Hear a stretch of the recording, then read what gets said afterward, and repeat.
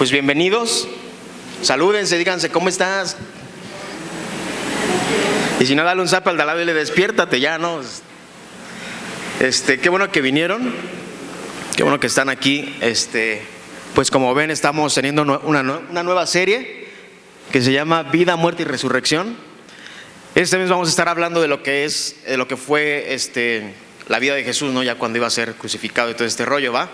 Para que se vengan, para que vengan expectantes a ver que Dios les va a hablar, ¿sale? Porque yo sé que Dios nos va a hablar a cada uno de nosotros, ¿va? ¿Sí? Órale, pues, ese sí no me convenció mucho, pero está bien. Si traen su Biblia o si traen su celular, pueden abrir en Marcos 14 del 32 al 42. La primera parte de la serie vamos a hablar de lo que era Jesús orando en el huerto de Getsemaní, ¿sale? Si ya la tienen, digan, ya la tengo. Nadie, bueno. Ok. Pues vamos a orar primero, mientras lo buscan. Señor, te damos gracias, Padre, porque nos dejas estar aquí pues, delante de ti, Dios. Gracias porque nos das el privilegio de estar este domingo, Dios, a esta hora, en este momento, Dios, tratando de aprender de ti, Señor, tratando de aprender lo que tú quieres para nuestras vidas, Dios. Yo te pido, Dios, que tú ayudes a cada persona que está aquí, Dios. Igual a mí, Dios, que lo que yo hable, Dios, sea palabra tuya, Dios, que seas tú hablando, Dios, a través de mí, y que podamos conectarnos contigo, Dios. Gracias porque tú eres bueno, te amamos, Dios. Y también, Dios, para las personas que nos están viendo, Dios, en vivo, también te pido, Dios, que bendigas sus vidas, Dios. Gracias porque eres bueno, en nombre de Jesús, amén. Bueno, pues vamos a leer Marcos 14 del 32 al 42. Dice, luego fueron a un lugar llamado Getsemaní. Jesús dijo a sus discípulos, siéntense aquí mientras yo voy a orar. Y se llevó a Pedro, a Santiago y a Juan y comenzó a sentirse muy afligido y angustiado. Les dijo, siento en mi alma una tristeza de muerte, quédense ustedes aquí, permanezcan despiertos. Enseguida Jesús se fue un poco más adelante, se inclinó hasta tocar el suelo con su frente y pidió a Dios que, de ser posible, no le llegara ese momento. En su oración decía, Abba Padre, para ti todo es posible, líbrame de este trago amargo, pero que no se haga lo que yo quiero, sino lo que quieres tú. Luego volvió a donde ellos estaban y los encontró durmiendo. Le dijo a Pedro, Simón, ¿estás durmiendo? ¿Ni siquiera una hora pudiste mantenerte despierto? Manténganse despiertos y oren para que no caigan en tentación. Ustedes tienen buena voluntad, pero son débiles.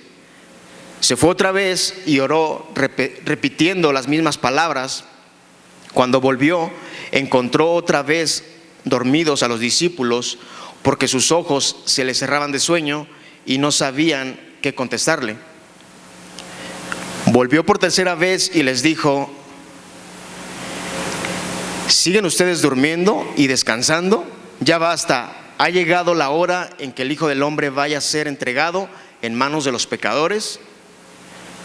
Levántense, vamos, ya se acerca el que me traiciona. Ok, bueno, déjenme tomar poquita agua porque tengo la garganta seca. Bueno, principalmente Spurgeon, no sé bien el nombre, pero un predicador de hace muchos años, decía que ningún hombre puede exponer correctamente un pasaje como este, ¿sí? Se trata de un tema que es más apropiado para ser meditado y en oración, ¿sí? Y con un corazón quebrantado que para ser expuesto en lenguaje humano, ¿sí? Otro gran predicador, que era Juan Carlos Reilly, decía, la historia de la angustia de nuestro Señor en Jesucristo en el huerto de Getsemaní contiene cosas que los teólogos más sabios no pueden explicar completamente. Hablar de este tema pues no es algo fácil, es algo complicado, pero siempre hay un pero en la historia, ¿no? El Espíritu Santo guió a 3 evangelistas para que incluyeran este relato en sus biografías teológicas de Jesucristo, ¿sí? Existen varias cosas aquí en esto que tú y yo, nosotros todos los que estamos aquí tenemos que conocer, ¿no? Las tenemos que atesorar, aunque no entendamos del todo. Hay cosas aquí adentro de estos pasajes que tenemos que atesorar en nuestros corazones, ¿sale? A través de estos pasajes podemos intentar lograr entender lo que estaba pasando en el alma humana de Jesucristo unas horas antes de la crucifixión, ¿sí? Jesús Jesús era tan divino como el Padre, tan divino como el Espíritu Santo, pero también era tan humano como tú y como yo, ¿sí? Pero solo hay una diferencia, excepto porque Él era sin pecado. Esa era la gran diferencia. Y aquí vemos al Dios encarnado enfrentándose a la expectativa de un horror inimaginable, ¿sale? Cuando Jesús terminó de comer la Pascua y celebrar con sus discípulos, ¿sí? Fue con ellos al Monte de los Olivos y entró en el huerto de Getsemaní. Ahora, ¿qué fue lo que indujo a seleccionar ese lugar para que fuera esta escena tan terrible? O sea, ¿qué fue lo que lo indujo, no? ¿Por qué habría de ser arrestado ahí por sus enemigos, de preferencia a cualquier otro lugar? ¿Por qué en el huerto de Getsemaní, no? Ahora, pónganse a pensar esto. Es tan difícil que entendamos que así como en el huerto, que en un huerto la autocomplacencia de Adán nos arruinó la vida, también en otro huerto, las agonías del segundo Adán, de Jesús, debían restaurarnos, ¿sí? Getsemaní suministra las medicinas para curar los males que han sido la consecuencia del fruto prohibido del Edén, ¿sale? Ahora vamos al versículo 32, dice: y luego fueron a un lugar llamado Getsemaní. Jesús dijo a sus discípulos: siéntense aquí mientras yo voy a orar, ¿sí? Jesús frecuentaba este lugar con sus discípulos cuando deseaba apartarse de la multitud, de las personas, para orar, para pasar tiempo con el Padre, ¿sí? Era un lugar que él frecuentaba. Ahora, Getsemaní, el significado de Getsemaní es prensa de aceite, ¿sí? Se refiere a un jardín lleno de olivos en las faldas del Monte de los Olivos. En este lugar se trituraban los olivos para sacarle todo el aceite posible, ¿sí? En este lugar los olivos eran triturados, eran hechos pedazos para sacarles todo el aceite posible, ¿sale? Así como estos olivos son triturados para sacar el aceite, así fue triturada y angustiada el alma de Jesús para derramar salvación por la humanidad, ¿sale? ¿Sí me entienden en esa parte? Y dice en el 33: y llevó a Pedro, a Santiago y a Juan, y comenzó a sentirse afligido y angustiado. Llevó a sus 12 discípulos, o mejor dicho a los 11, ¿sí? Les fue concedido el privilegio de entrar en Getsemaní, ¿sí? Y ver aquel grandioso espectáculo, algo realmente, pues que si era de wow, ¿no? Algo chido a la vez, pero no tan chido, porque bueno, de los 11, 8 se quedaron en una parte, ¿sí? A una cierta distancia, se quedaron 8, ¿sí? Tenían compañerismo entre ellos 8, pero no eran la íntima comunión a la que son admitidos los hombres que son grandemente amados. Únicamente 3 discípulos muy favorecidos que habían estado con él en el monte de la transfiguración. Alex nos lo explicó hace algunas semanas, no sé si se acuerdan, que también presenciaron el milagro vivificador en la casa de Jairo. Únicamente estos 3 se acercaron al velo de su misteriosa angustia, pero dentro de ese velo, ¿sí? Ni siquiera ellos debían penetrar, ¿sí? Tuvieron que permanecer a la distancia de un tiro de piedra. Jesús tenía que pisar ese lugar solo, ¿sí? Ellos estaban igual estaban cerquita, pero no estaban con él, ¿sale? Ahora, Pedro y los hijos de Zebedeo, que era Jacobo y Juan, esos 3 probablemente acompañaron a Jesús al jardín porque eran los líderes de los 11 discípulos, ¿sí? De estos 11, y tenían que aprender una importante lección para darla a conocer, ¿sí? Ahora, la palabra angustiarse que está en este versículo, que dice: comenzó a sentirse muy afligido y angustiado. La palabra angustiarse, esta palabra griega se refiere a un sentimiento de terror profundo ante la terrible perspectiva de cargar con la completa furia de Dios contra el pecado. Jesús fue presa del terror. Su angustia no tenía nada que ver con el temor carnal o los tormentos psicológicos de la cruz, ¿sí? Jesús estaba triste porque en pocas horas tendría que beber por completo la copa de la ira divina de Dios. Ese era el gran detalle, ¿no? Y les dijo: siento en mi alma una tristeza de muerte, quédense ustedes aquí, permanezcan despiertos, ¿sí? Esta palabra, hasta la muerte, dice. La tristeza de Jesús era tan grande que realmente pudo causarle la muerte en ese momento, ¿sí? A lo mejor van a decir: estás loco, ¿no? Bueno, es posible que una persona muera de angustia, ¿no? ¿Sí o no? Ok. Ahora, en los versículos en Lucas, que también habla igual del huerto de Getsemaní, en Lucas 22:43 dice: y se le apareció un ángel del cielo para fortalecerlo. ¿Sí? ¿Qué dice aquí? Se le apareció un ángel para darle fuerzas. Este ángel no se apareció a él para consolarlo, para decirle, ya no te agüites, ya no, para darle fuerzas. El ángel fue hacia Jesús para darle la fuerza necesaria, la fuerza que necesitaba para pasar este momento. ¿Sí? Su cuerpo necesitaba fuerza porque no era algo fácil, y para que él pudiera seguir el camino, ¿sale? Para eso fue que se le apareció este ángel, para darle la fortaleza necesaria. ¿Sí? En Lucas 22:44 dice: en medio de su gran sufrimiento, Jesús oraba aún más intensamente y el sudor le caía a tierra como grandes gotas de sangre. ¿Sí? Realmente esto es algo que no se ha visto mucho. Hay muy pocos casos de este tipo de cosas, de esto, pero esto indica con mucha probabilidad una condición física bastante peligrosa que se conoce como hematidrosis, ¿sí? Cuyos síntomas principales son la efusión de la sangre en la transpiración. ¿Sí? Esto puede ser causado por angustia extrema o un esfuerzo físico violento. Los capilares subcutáneos se dilatan y estallan, lo cual la sangre y el sudor se entremezclan. ¿Sí? Y Cristo mismo declaró que su aflicción lo había conducido al umbral de la muerte. O sea, él estaba sudando sangre, literalmente era sangre, porque su sudor se juntó con la sangre. ¿Sí? O sea, esto fue tan real. ¿Te imaginas pasar por esto? Dice en el 35: y seguía a Jesús. Y enseguida Jesús se fue un poco más adelante y se inclinó hasta tocar el suelo con la frente y pidió a Dios que de ser posible no le llegara ese momento.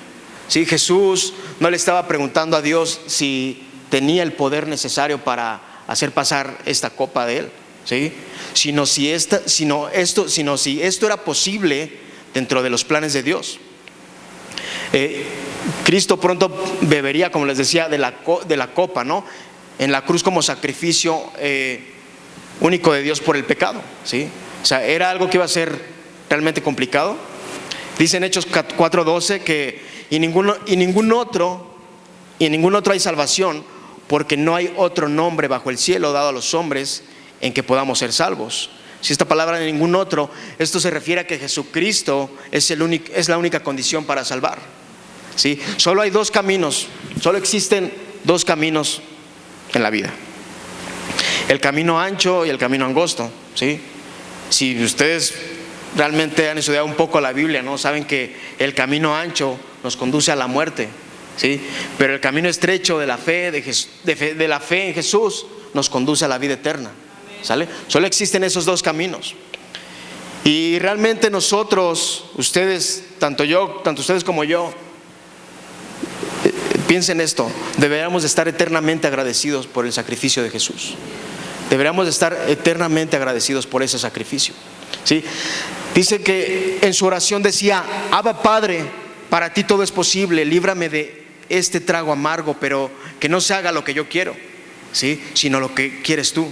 En la Reina Valera dice y decía: Abba Padre, todas las cosas son posibles para ti, aparta de mí esta copa, mas no lo que yo quiero, sino lo que tú. El término Abba Padre es un término arameo que denota un efecto, es equivalente a la palabra papi. Si no, cuando un niño se cae, bueno, al menos mis hijas cuando se caen y se lastiman las rodillas, no me dicen papá, me dicen papi, ¿no? Tal vez por el sufrimiento, el dolor que tienen. Papi, papi, papi, ¿sí? O sea, esa palabra papi es lo que quiere decir Abba Padre, ¿sí? En Gálatas 4:6 dice: porque ya somos sus hijos, Dios mandó al Espíritu de su Hijo a nuestros corazones y el Espíritu clama: Abba Padre.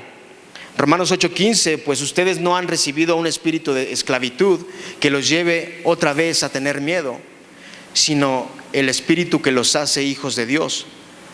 Porque este Espíritu nos dirigimos a Dios, por este Espíritu nos dirigimos a Dios diciendo: Abba Padre. El Espíritu Santo realizó la obra, ¿no? De conformación de los creyentes en su adopción como hijos de Dios, ¿sí?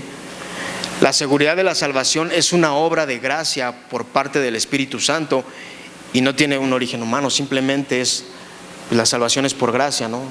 ¿Sí? Ahora, esta palabra, todas las cosas son posibles. Jesús sabía que estaba dentro del alcance del poder y la omnisciencia de Dios, ¿sí? Proveer un plan alternativo para salvación, si así Dios lo deseaba, ¿sí? Y ahora, si Dios hubiera querido, a lo mejor había otro plan, otro medio de poder, de que Jesús no pasara por esto, ¿no? Por ese sacrificio, ¿sí?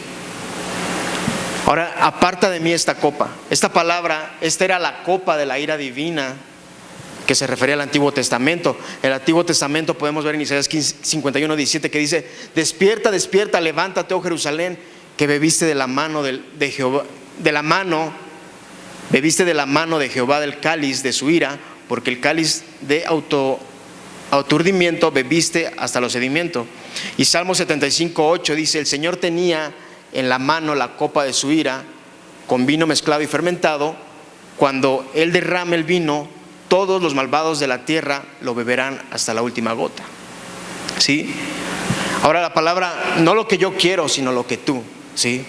Dice, esto es, no lo que yo quiero, sino lo que tú es.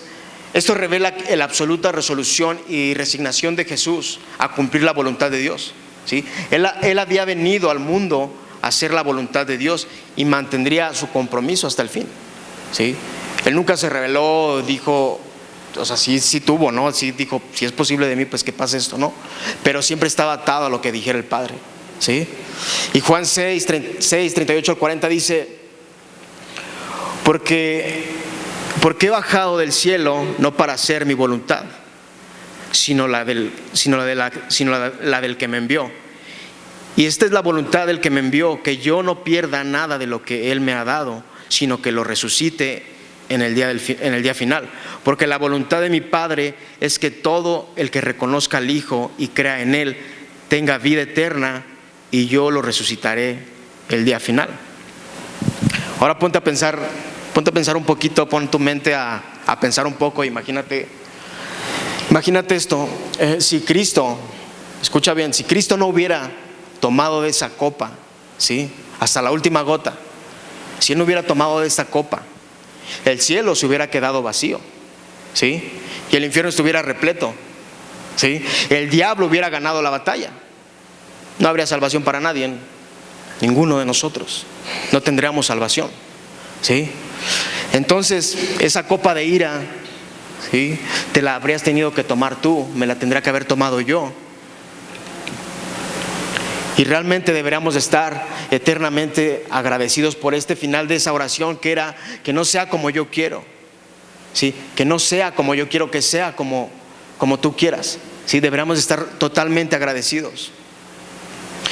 Y acuérdate que cuando venga ese momento difícil, cuando venga ese momento donde tal vez tengas que tomar alguna decisión difícil, ¿sí?, toma la misma actitud que Jesús, ¿sí? Señor, yo no quiero eso, ¿sí? O cuando veo lo que me va a pasar, no quiero pasar por eso, Señor, no quiero pasar por eso, pero que no se haga mi voluntad, que se haga lo que tú quieras, ¿sí? Que no se haga lo que yo quiera, que se haga lo que tú quieras, ¿sí? Siempre tenemos que tener una actitud poniendo en primer lugar a Dios, ¿sale? Y luego volvió a donde ellos estaban y los encontró dormidos. Le dijo a Pedro: Simón, ¿estás durmiendo? ¿Ni siquiera una hora pudiste mantenerte despierto? Yo no sé si aquí Jesús tal vez se alteró, dijo: bueno, Simón, ¿estás durmiendo? ¿Ni siquiera una hora pudiste mantenerte despierto? Bueno, nosotros no sabemos, ¿no?, cuánto tiempo Dios estuvo orando, no sabemos cuántas horas fueron las que estuvo orando, ¿sí? Esto es una síntesis de su oración, tal vez, pero sí sabemos cuál era la esencia de esta oración, ¿sí? De ser posible, Él no quería pasar por la experiencia de tomarse esa copa, ¿sí? Como les decía, en el Antiguo Testamento la copa es una metáfora de la ira de Dios.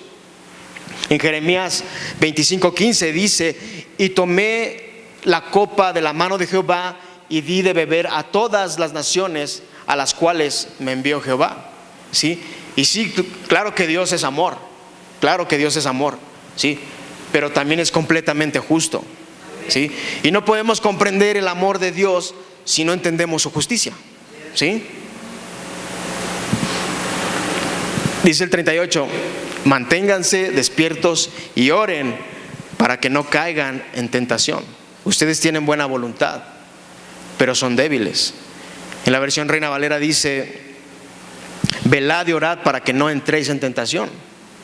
¿Sí? El espíritu a la verdad está dispuesto, pero la carne es débil. Ahora, la palabra velad es una palabra griega que significa estar alertas. Jesús estaba exhortando a Pedro, a Juan y a Jacobo a discernir cuando se encontraban bajo ataque espiritual, ¿sí? No debían permitir que la confianza ni en sí mismos los llevaría a la inactividad espiritual. La carne es débil, debido a que hasta las almas mejor intencionadas, ¿sí?, permanecen atadas todavía al cuerpo.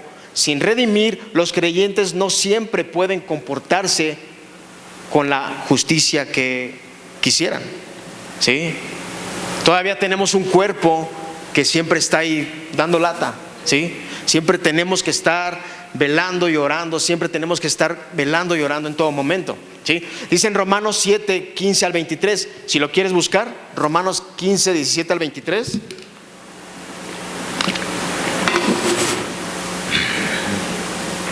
Mira, está padre esta parte, mira.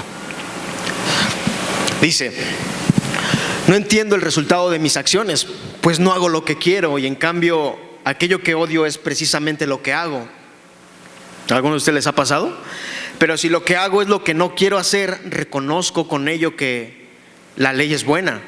Así que ya no soy yo quien lo hace, sino el pecado que está en mí. Porque yo sé que en mí, es decir, en mi naturaleza débil, no reside el bien, pues aunque tengo el deseo de hacer lo bueno, no soy capaz de hacerlo. No hago lo bueno que quiero hacer, sino lo malo que no quiero hacer. Ahora bien, si hago lo que no quiero hacer, ya no soy quien lo hace, sino el pecado que está en mí. Si me doy cuenta de que aún queriendo hacer el bien, solamente encuentro el mal a mi alcance. En mi interior me gusta la ley de Dios, ¿sí? Pero veo en mí algo que se opone a mi capacidad de razonar. Es la ley del pecado que está en mí y que me tiene preso, ¿sí? Por más que quieras y desees no pecar, si te quieres agarrar tú solito y hacerlo, no vas a poder. Necesitas la voluntad de Dios, necesitas velar y orar para poder pasar este tipo de pruebas, porque claro que entendemos y sabemos que queremos hacer las cosas buenas, ¿sí? Pero a veces vamos por una línea y vamos haciendo las cosas bien y de repente nos tropezamos y hacemos lo que no queremos, ¿sí o no? Pero debemos de estar siempre alertas a lo que Dios quiere para no pasar por esto, ¿sí? Claro que el camino no va a ser fácil, pero al final valdrá la pena, ¿sí? Y la carne sirve como la base de operación que el pecado utiliza para operar en el pecado en la vida del cristiano. No es pecaminosa en sí misma, pero a causa de su condición caída sigue sujeta al pecado y está contaminada por completo, ¿sí? Tenemos una carne contaminada, o sea, por todos lados, ¿sale? Pero hay que agarrarnos de Dios, ¿sí? Ahora, recuerden que cañón con Jesús, aunque no estuvieran cerca, prefirieron dormirse, prefirieron echarse su siesta, ¿no? ¿Sí? Y alguien de aquí puede estar pensando, ¿no? Los que se duermen temprano, tal vez, que ya era muy tarde o no manches, pues está cañón. Yo, para mí no hay problema porque me duermo tarde y digo, pues está chido, deberán de tal vez estar despiertos. Pero para personas que se duermen a las 9 de la noche, a las 8, a las 7, no, pues cómo van a estar despiertos, ya era tarde, ¿sí? O estaban cansados, tal vez puedes pensar, ¿sí? O era un día difícil, tal vez. O puedes pensar que deberíamos de ser más comprensivos con ellos, con los discípulos, de todo lo que estaba pasando. Sí, puedes pensar y decir, bueno, pues no hay que ser tan rudos con ellos, ¿no? O sea, no era fácil lo que estaban pasando. Y si de repente por tu cabeza pasa algo de esto, sabes una cosa: no existe ni existirá nunca ninguna persona más comprensiva que Jesús. No la vas a encontrar en ningún lado. No existe ni en la tierra ni en ningún otro lado persona más comprensiva que Jesús, ¿sí? Y Jesús entendía que ese no era el momento que el momento preciso para dormir. O sea, no era el momento, ¿sí? Esto no era un asunto de cansancio, era un asunto de perspectiva, ¿sí?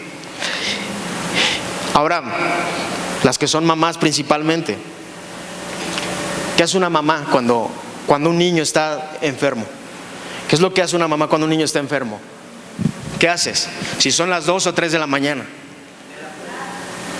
pelas, haces lo imposible para estar despierta, para que tu hijo esté bien, porque si le da calentura va a convulsionar y ahí sí te vas a espantar. Pero haces lo imposible para estar despierta. Si tienes que tomarte 3 cafés, te los tomas para andar bien activa, pero te los tomas para que tu hijo esté bien. O sea, estás siempre alerta. Es lo que hace una mamá, ¿sí o no? Ahora, un soldado en guerra, ¿qué es lo que hace? Un soldado en guerra tiene que estar activo, siempre con su arma para todos lados, ¿sí? Porque en el momento que agache la cabeza y se distraiga, si le dan un tiro en la cabeza, adiós, hasta ahí llegó su vida. Debemos de estar activos siempre, en todo momento, ¿sí? Y esta noche los discípulos tenían todas las razones para estar despiertos, todas las razones, pero no lo hicieron, ¿sí? Les valió gorro, tal vez, vas a pensar, ¿sí? ¿Y sabes cuál era la razón por la que no lo hicieron? ¿Puedes imaginarte por qué era? Sí, pone tu imaginación a pensar un poquito. Dice en Lucas 22:45: cuando se levantó de la oración y vino a sus discípulos, los halló durmiendo a causa de la tristeza. No era un asunto de cansancio solamente. El problema de los discípulos, que las cosas no estaban saliendo como ellos esperaban, ¿sí? Era tan evidente que Jesús iba a ir a la cruz, ¿sí? Aquí ya sentían hasta que les temblaban las patas a estos discípulos, porque era tan evidente que Jesús iba a ir a la cruz, ¿sí? Ya sabían que Judas iba a entregar a Jesús, ¿sí? Ya sabían que Pedro lo iba a negar. Pedro, el hombre más rudo de los discípulos, lo iba a entregar. Imagínate, Pedro, tú lo vas a entregar, no manches. Imagínate eso. O sea, las cosas no estaban saliendo como ellos querían. Y para rematar, Jesús les había dicho que lo iban a traicionar, ¿sí? Que ellos iban a tambalear en su fe. Eso no era el fin de la historia que ellos estaban esperando. No era lo que tenían en su mente, ¿sí? No era lo que ellos pensaban que, bueno, nosotros vamos por esta línea y va a ser así de fácil, ¿no? No sabían a lo mejor en lo que se estaban metiendo. Los discípulos estaban sacados de onda, tal vez, ¿sí? Estaban entristecidos. Jesús también estaba entristecido. La diferencia es que ellos en ese momento pensaron que era mejor idea dormir que olvidarse de todo. Pensaron que era la mejor razón, ¿sí? Ahora, cuando tú duermes, sabemos que cuando dormimos dejamos de pensar en nuestros problemas, ¿sí? Porque pues tu mente ya no piensa nada. Te pierdes por un momento y dices, bueno, para olvidarme de este problema que tengo, pues me voy a dormir un ratito, ¿sí? Las preocupaciones desaparecen tal vez. A lo mejor los problemas desaparecen un ratito. Pero ¿qué pasa cuando despiertas otra vez? Los problemas siguen ahí, ¿sí? Solo pudiste descansar un momento de ese problema, pero el problema seguía ahí, ¿sí? Lo que los discípulos tendrían que haber hecho esa noche no era dormir para olvidarse por un rato de lo que estaba pasando, ¿no? Lo que ellos tendrán que haber hecho era recordar que estaban en medio de un gran peligro, ¿sí? Que Jesús ya les había anunciado, y mantenerse en vela y orando, ¿sí? Porque la oración es el medio de gracia que Dios nos ha provisto para que peleemos nuestras batallas, ¿sí? El medio más fuerte para poder pelear esas batallas que nadie las ve, que solamente tú las tienes, esos problemas, esos detalles que están ahí. El único problema, el único detalle, cómo las podemos solucionar, es delante de Dios en oración, ¿sí? La oración es un medio donde podemos ganar cada batalla que tenemos, ¿sí? Necesitamos depender del Espíritu de Dios en todo tiempo. Todo tiempo tenemos que depender de Él. Y el Espíritu está dispuesto, pero en tus esfuerzos, como te lo digo, en tus fuerzas no vas a poder, ¿sí? Porque la carne, nuestro cuerpo humano es débil, ¿sí? Tenemos que depender de Dios. Tenemos que poner nuestra dependencia de Dios para ganar cada batalla. Yo no sé con qué estés batallando, yo no sé qué esté pasando por tu cabeza. A lo mejor son tus finanzas, a lo mejor tienes algún familiar enfermo, no sé qué esté pasando en ti, ¿sí? Pero donde lo vas a ganar simplemente es con Dios en oración, tu comunicación con Dios. Ese va a ser el lugar donde vas a ganar esas batallas.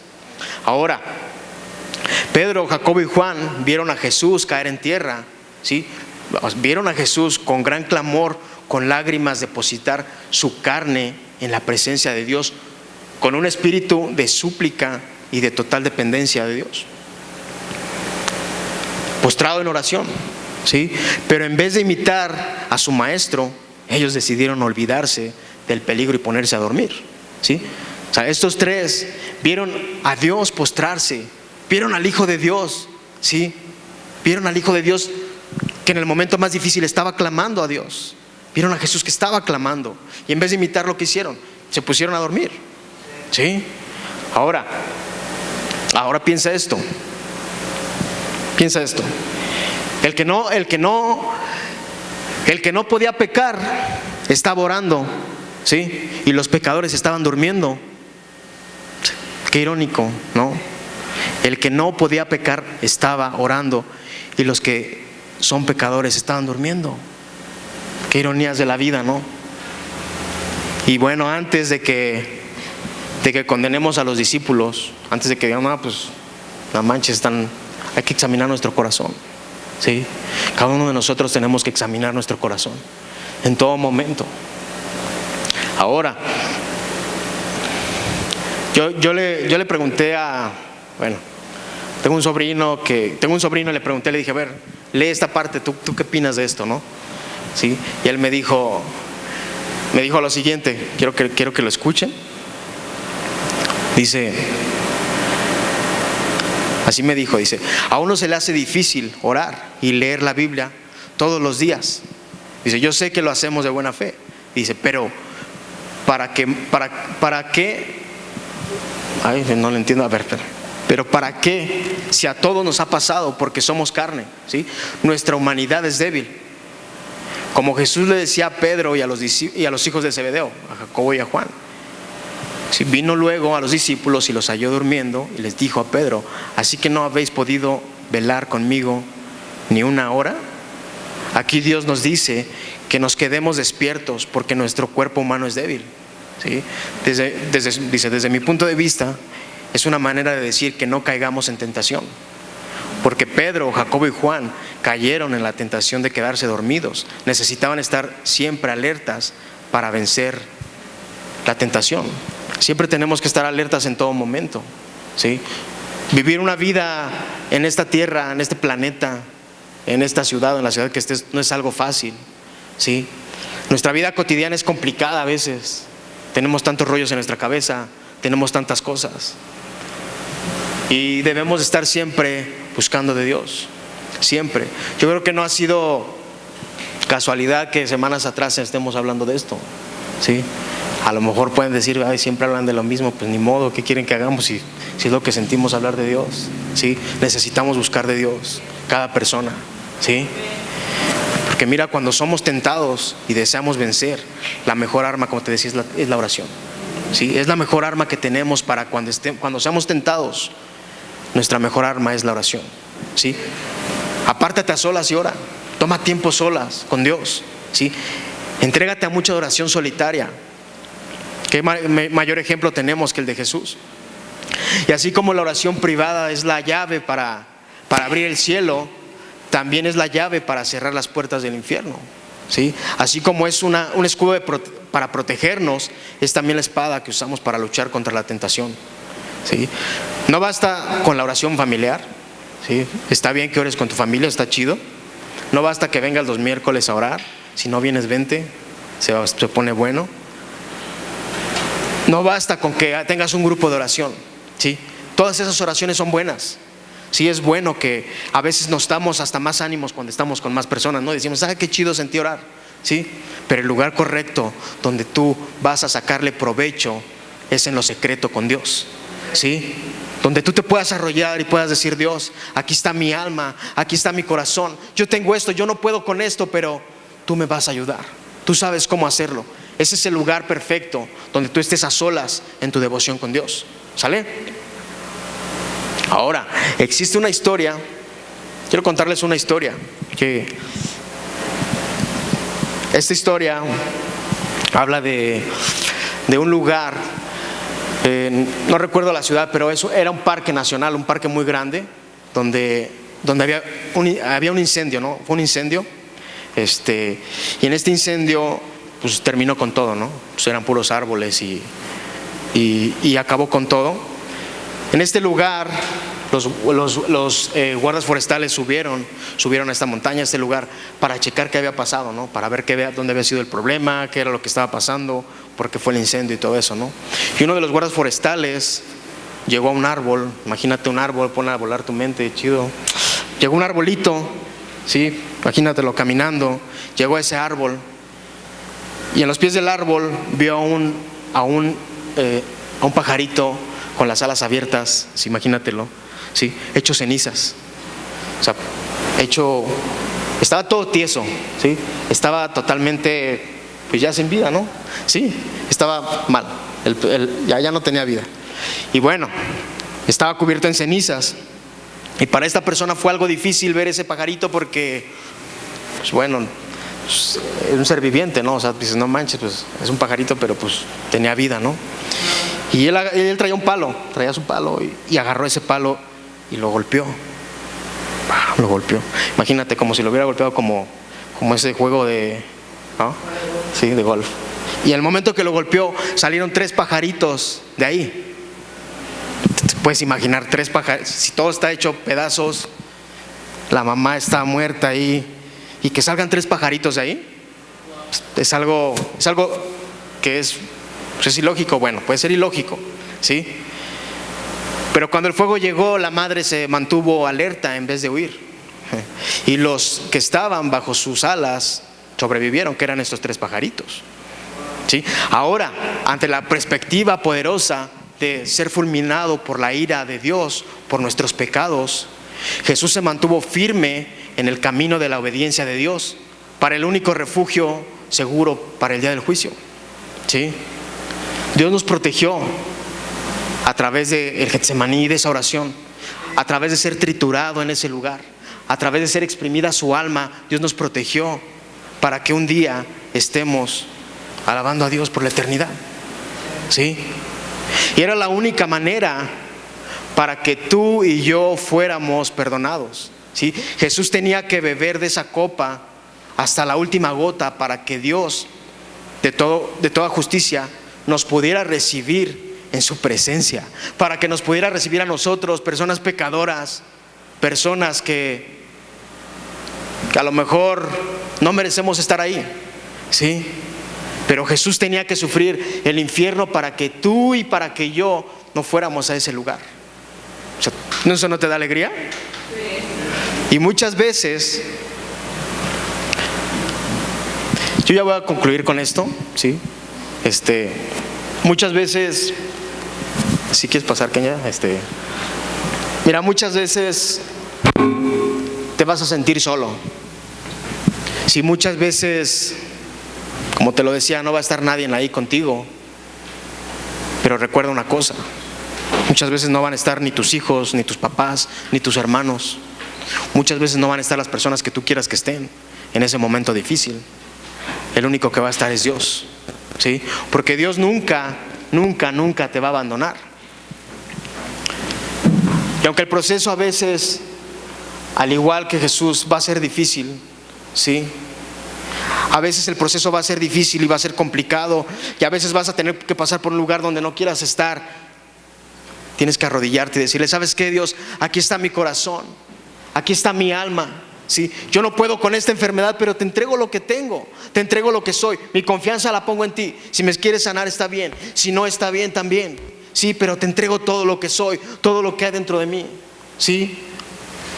No es fácil, no va a ser fácil el proceso, pero si tú buscas a Dios, si tú oras, si realmente tienes tu comunión con Dios, te garantizo que va a ser más fácil para que tengas una vida, no una vida exitosa, pero una vida que puedas caminar y que puedas decir: Dios, aquí estoy, voy delante de ti y no me va a detener nada, porque tú eres quien hace todo por mí, ¿sí? Es la única manera, ¿sí? Debemos de tomar como referencia esto del huerto de Getsemaní. Es una referencia buena porque nos enseña Jesús a dónde tenemos que correr cuando vengan esos problemas difíciles, ¿sí? No hay otro lugar, no existe otro lugar, ¿sí? No existe ni Nostradamus ni nadie más, ¿sí? No existe ni que te lean la mano, no existe nada de eso. Lo que existe es que tengas una comunión sincera con Dios. Ese es el lugar correcto para que tú puedas salir de lo que estás pasando. No sé qué estés pasando, yo no sé, yo no soy adivino ni soy Dios, ¿sí? Simplemente soy alguien que ha aprendido que en mis momentos difíciles me entrego a Dios con todo mi corazón. Hay cosas que yo no puedo ni siquiera, no sé ni qué va a pasar conmigo, ¿no? Pero he aprendido a mantener mi vida firme en Dios, ¿sí?